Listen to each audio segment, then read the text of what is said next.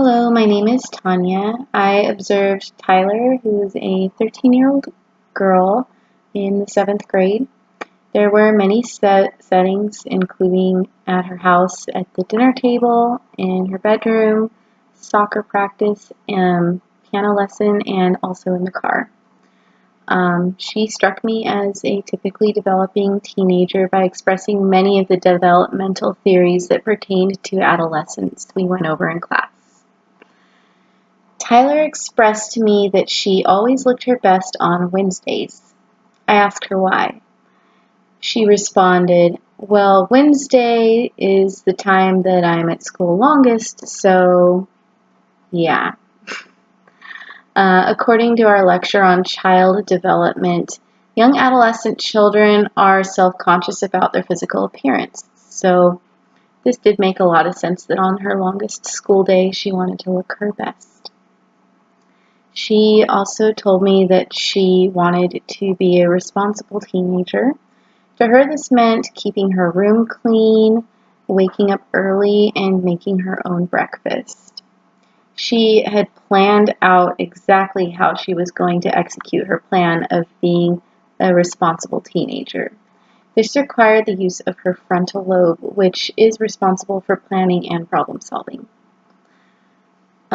Another key point that I observed was in her piano lesson, which was quite a privilege for me because she's a very talented musician. She practiced her lesson every day at home. She had even written a few songs on her own. In her piano lesson, I watched as she took advice from her teacher. She then implemented her advice in her piano playing and was able to improve her technique. This was a great example of Vygotsky's zone of proximal development.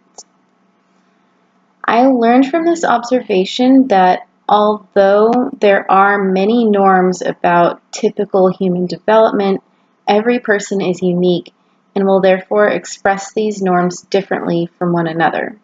This will motivate me to interact with each youth differently and get to know them before I apply any cognitive theories to them. Not everyone goes through every stage discussed in class. In my future work, I will do an interview and look into the history of each client to best see where they are currently in their development.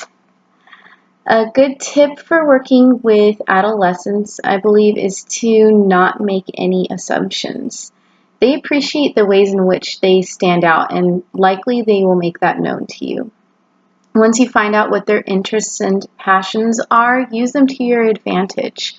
In Tyler's case, she is motivated by the opportunity to set herself up for success. So a client like that, you would be able to help them make plans for their future, and that's something they would take an interest in. Well, thank you for watching my video, and yeah, good luck on finals.